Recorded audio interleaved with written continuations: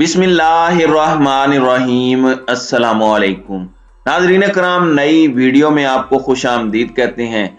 इस वक्त इमरान खान के ताकतवरों के साथ ताल्लुकात तो डामाडोल हैं और मामला फंसा हुआ है। मामला कोई इतना ज्यादा अच्छा भी नहीं है, लेकिन यह भी कहा जा सकता है कि इतना खराब भी नहीं है जितना जनरल बाजवा के आखिरी 8-9 महीनों के अंदर था। एक जानिब मोहसिन नकवी के बतौर निगरान वजीर आला पंजाब का ऐलान हो चुका है, तो वही कुछ चीजें हैं जो इस वक्त इमरान खान को कम्युनिकेट की जा रही हैं और यूं लग रहा है कि इस वक्त कुछ मामलात उनके सामने रखे जा रहे हैं। 5 शराइत हैं और अगली हुकूमत बगैर किसी मसले के खान साहब को सौंपे जाने की तैयारी है, लेकिन खान साहब के सामने एक शर्तनामा रखा गया है और 5 मशवरे दिए गए हैं कि ये गलतियां खान साहब ने दोबारा नहीं करनी। ये क्या है, ये मैं आपके सामने रखूंगा। इसके साथ ही साथ परवेज इलाही के जाने के बाद इमरान खान पर पंजाब से पहला हमला हुआ है। इमरान खान के लिए एक धचका है, पीटीआई के लिए एक धचका है। इसकी तफसीलात भी मैं आपके सामने रखूंगा। और इस वक्त मरियम नवाज के नाम पर मुस्लिम लीग नवाज के अंदर एक नया महाज खुल चुका है। 3 बड़ी डेवलपमेंट्स हैं, 3 स्टोरीज हैं, जिन्हें एक एक करके डिस्कस कर लेते हैं।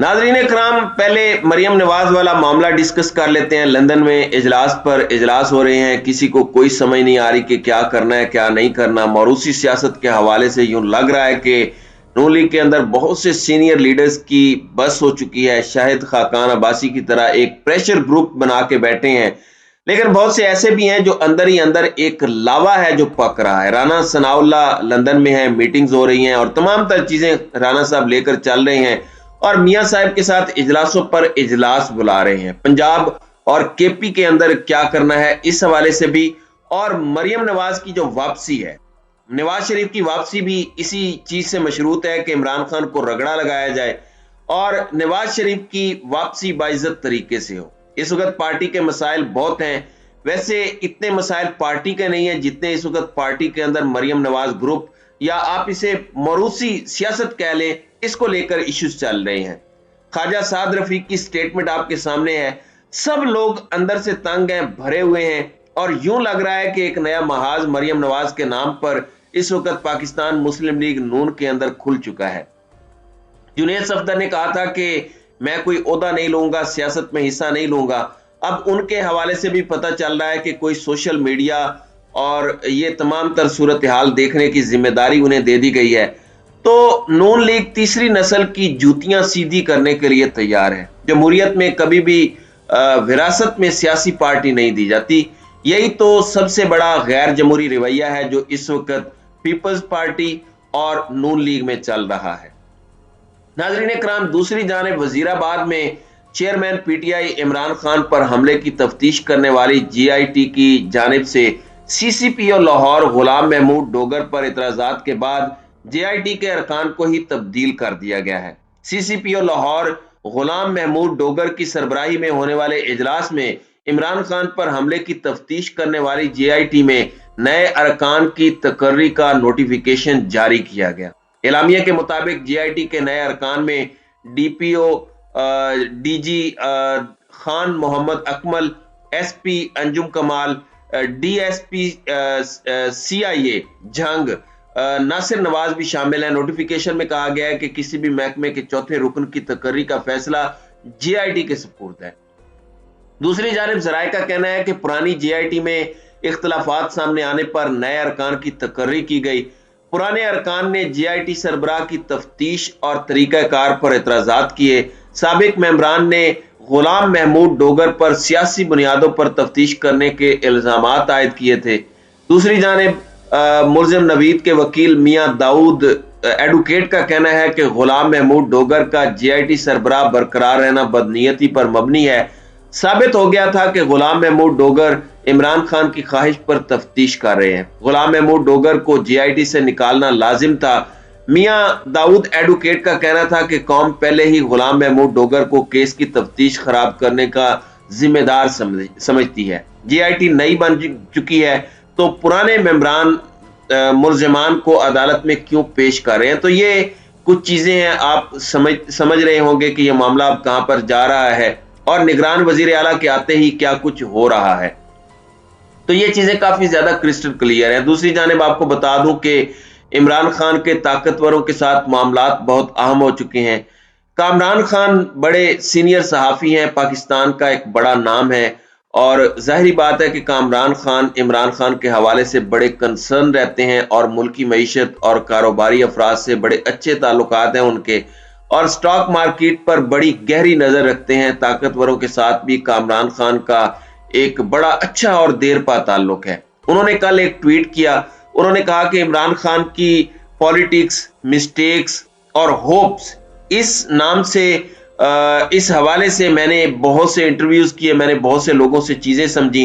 اس کے بعد میں نے 5 پارٹس پر مشتمل وی لاگ یا سیریز ریلیز کرنی ہے، جس میں عمران خان کو میں احساس دلاؤں گا کہ ان کی سویئر مسٹیکس کیا تھیں جنہوں نے عمران خان کے مخالفین کو کامیاب کیا، کیونکہ اپنی second term as prime minister of Pakistan کے لیے عمران خان کو یہ لیسن سمجھنے چاہیے۔ تو کچھ غلطیاں ہیں جو کامران خان نے ہائی لائٹ کی ہیں، تو یہ میں سمجھتا ہوں کہ ایک سیٹل طریقے سے اسٹیبلشمنٹ نے انڈائریکٹ طریقے سے عمران خان کو ایک میسج بھیجا ہے۔ خیر، کامران خان صاحب کیا کہہ رہے ہیں وہ پہلے میں آپ کو بتاتا ہوں۔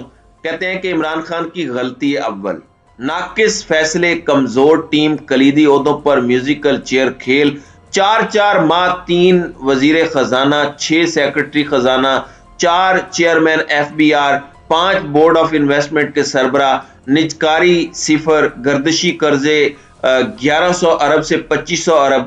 خان صاحب آئندہ دور کی مضبوط ٹیم بنائیں، غلطیوں سے سیکھیں، عوامی قوت ساتھ ہے۔ یعنی آپ ٹف فیصلے بھی لے سکتے ہیں، جو آپ کی معاشی ٹیم ہے جسے آپ نے بار بار بدلا ہے، یہ دوبارہ نہیں کرنا۔ ٹیکنیکلی یہ بڑا اچھا مشورہ ہے۔ پھر یہ کہتے ہیں کہ عمران خان کی غلطی دوم، اسٹیبلشمنٹ سے شاندار اور امریکہ سے اطمینان بخش مراسم برباد کر دیے، مثالی سول ملٹری ہائبرڈ نظام ڈھیر ہو گیا، DG ISI transfer, general Asim Munir کی بات کر رہے ہیں، پوسٹنگ جنرل ندیم انجم، فائدہ کوئی نہیں ہوا اور نقصان بے پناہ ہوا، اسٹیبلشمنٹ سے پر اعتماد خوشگوار مراسم بحالی، امریکہ سے غلط فہمیوں کا خاتمہ ضروری، بہت ضروری، یعنی امریکہ سے تعلقات ٹھیک کیے جائیں۔ تیسرا یہ کہتے ہیں کہ پارلیمانی نظام کے وزیر اعظم ہونے کے باوجود اپوزیشن سے رسمی تعلقات کو حرام سمجھا، اتحادیوں کے ناز نخرے مینج نہ ہوئے، PTI بکھر گئی، اثاثے کھو دیے،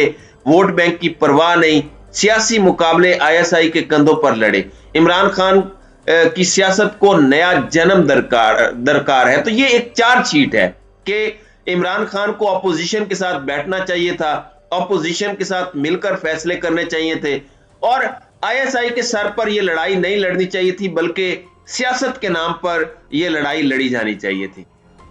اب چوتھا مشورہ بھی بڑا اہم ہے، یہ کہتے ہیں کہ عمران خان کی غلطی چہارم، فیصلہ سازی میں خاتون اول کا اثر نفوذ، عمران خان معتمدین سمیت تمام واقفان حال خاتون اول کی عملیات، فلکیات، اذکار کے حوالے سے دسترس بلکہ کرامات کے معترف ہیں، لیکن شدید خواہش رکھتے ہیں کہ خاتون اول خان صاحب کے ریاستی سیاسی فیصلوں پر اثر انداز نہ ہو، کیونکہ اس سے فائدہ کم اور نقصان زیادہ ہے۔ یعنی کہ اس طرح کے معاملات ہیں، اس کے اندر خاتون اول کا اثر و رسوخ کم ہونا چاہیے، اور یہ عمران خان کو میسج دیا گیا ہے۔ پھر یہ کہا گیا ہے کہ کروڑوں پاکستانی سمجھتے ہیں بدترین کرپشن الزامات سے آلودہ 2 سیاسی جماعتوں، 2 خاندانوں پر محیط موروثی سیاست سے چھٹکارا صرف عمران خان دلوا سکتے ہیں، عین ممکن ہے عوامی مقبولیت انہیں دوبارہ وزیر اعظم بنا دے، اس لیے اشد ضروری ہے کہ عمران خان گزشتہ غلطیوں کو تسلیم کریں اور انہیں دہرانے سے گریز کریں۔ پاکستان زندہ باد۔ تو آپ سمجھ سکتے ہیں کہ اسٹیبلشمنٹ کی جانب سے کس طرح کا میسج دیا گیا ہے اور کیا میسج ہے جو عمران خان کو کمیونیکیٹ کیا گیا ہے۔